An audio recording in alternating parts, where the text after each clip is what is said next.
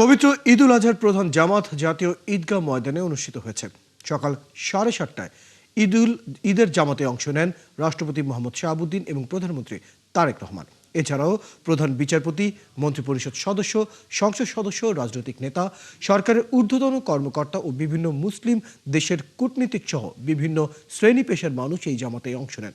ভোর থেকেই প্রধান জামাতে নামাজ আদায় করার জন্য মুসল্লিদের ঢল নামে সকাল 7:30টার আগেই ঈদগাহ ময়দানে কানায় কানায় পূর্ণ হয়ে যায়।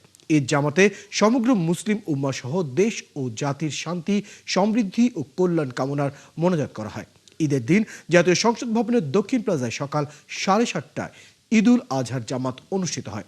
জাতীয় মসজিদ বায়তুল মোকাররমে ঈদের নামাজের 5টি জামাতের আয়োজন রাখা হয়েছে।